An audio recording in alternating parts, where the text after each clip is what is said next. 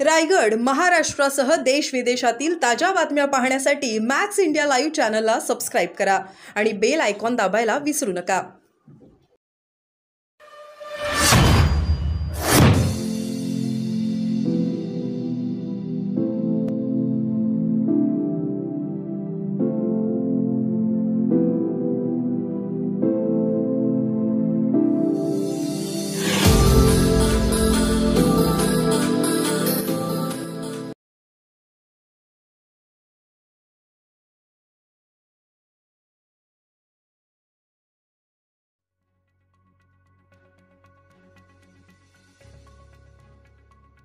मी तुमची बहीण आहे बरोबर का नाही।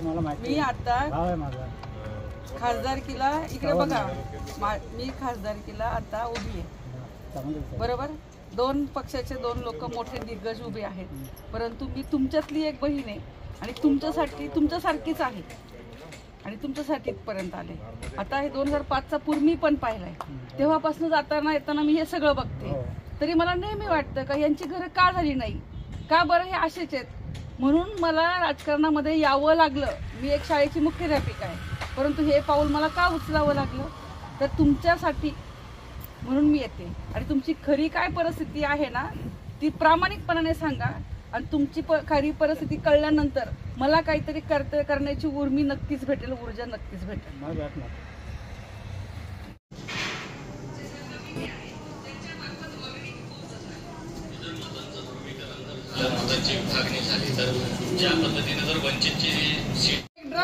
सकाळी एक ड्रम, संध्याकाळी एक ड्रम, फक्त एक ड्रम पाणी येतं। हे किती वर्षापासून आहे तरी साधारणतः 9-10 वर्ष कसे काय? तुम्ही बांधला नाही अजून? आघाडीचा मॅडम आगे बढ़ो, हम तुम्हारे साथ है। चव्हाण सर आगे बढ़ो, हम तुम्हारे साथ है। वंचित बहुजन आघाडीचा, वंचित बहुजन आघाडीचा, बाळासाहेब आंबेडकर आप आगे, डॉक्टर बाबासाहेब आंबेडकरांचा चव्हाण मॅडम आप आगे बढ़ो, हम तुम्हारे साथ है। बाळासाहेब बहुजन आघाडीचा विजय असो, छोटे बाळासाहेब संघर्ष करो, हम तुम्हारे साथ है। जय भीम, जय भीम, जय भीम, जय भीम। तुम आगे बढ़ो, हम तुम्हारे साथ है।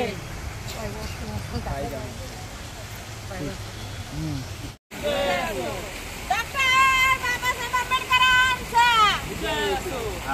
चव्हाण मॅडम तुम आगे बढ़ो।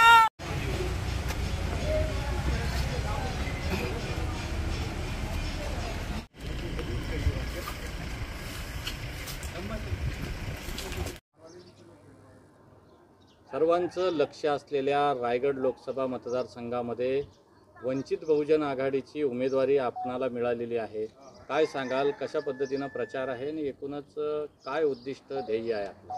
वंचित बहुजन आघाडीचे बाळासाहेब आंबेडकर उर्फ प्रकाश आंबेडकर साहेबांचे प्रथमतः मी धन्यवाद मानते का त्यांनी माझ्यासारख्या सर्वसामान्य शिक्षिकेला ही उमेदवारी दिली, आणि याकडे बघताना मी नक्कीच म्हणेल की मी विजयासाठी उभी आहे, मी ना की कोणाला हरवण्यासाठी उभी आहे।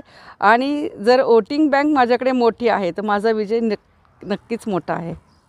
काय आपण करणार आहात, काय आपले उद्दिष्ट आहेत, विकासाच्या संकल्पना काय आहेत? विकासाच्या प्राथमिक संकल्पना म्हणजे बेरोजगारी आहे, दुसरा गोवा जो हायवे आहे त्याबद्दलचा आहे, तसेच ज्या वाड्या वस्त्या आहेत त्यांची प्रगती आहे, वंचित असणाऱ्या घटकांसाठीचं जे जे काही करता येईल ते मी नक्कीच करणार आहे। आणि सगळ्यात महत्त्वाचा घटक म्हणजे आरोग्य।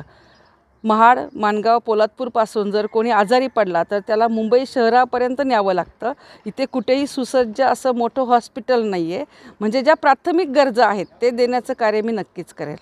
रायगड जिल्ह्यात ज्या पद्धतीनं शिक्षण, पाणी, आरोग्य असेल, रस्ते असेल किंवा पायाभूत मूलभूत सेवा सुविधा आहेत, वर्षानुवर्ष सरकारं बदलतात मात्र त्या सेवा सुविधा मिळत नाहीत, असा आरोप या ठिकाणी होतोय। जनताही नाराज आहे का, कसं वाटतं, काय कसं बघता आपण याकडे? नक्कीच जनता नाराज आहे, कारण आदरणीय गीते साहेब हे 6 वेळा खासदार झाले, तरी परंतु ते तळागाळातील लोकांपर्यंत पोहोचलेले नाही आहेत. आणि जे आत्ता आदरणीय तटकरे साहेब आहेत, त्यांनी विकास केला म्हणत असतील तर त्यांनी कोणता विकास केला हे मला काही समजत नाही. परंतु माझ्यापर्यंत जे जे सामाजिक घटक आहेत, वंचित घटक आहेत, त्यांनी ज्या व्यथा मांडलेल्या आहेत त्या प्रकर्षाने मला निवडणुकीसाठी उभं करण्यामध्ये सहमत आहेत. आपल्याला विजयाची खात्री कशा पद्धतीने आहे? मतदानाचं ध्रुवीकरण देखील मोठ्या प्रमाणावर होणार आहे, काय कसं बघता? विजयाची खात्री ही 100% आहे. अंदर की बात आहे, 3 MLA मेरे साथ है. तसंच काँग्रेसचं वोटिंग मला आहे. मी मराठा समाजाची आहे, म्हणजे मराठा समाजाचं वोटिंग आहे आणि मी भारतीय मराठा महासंघाची रायगड जिल्ह्याची अध्यक्षसुद्धा आहे. ते वोटिंग माझ्याकडे आहे. डॉक्टर बाबासाहेब आंबेडकरांना मानणारा अनुयायी वर्ग माझ्याकडे आहे. 18 पगड जातीतील लोक माझ्याकडे आहे. म्हणजे माझी वोटिंग बँक नक्कीच मोठी आहे. मला कोणाची मतं काही घ्यायची नाही आहेत किंवा कोणाला हरवायचं नाही आहे, तर मला जिंकायचं आहे, म्हणून मी उभी आहे.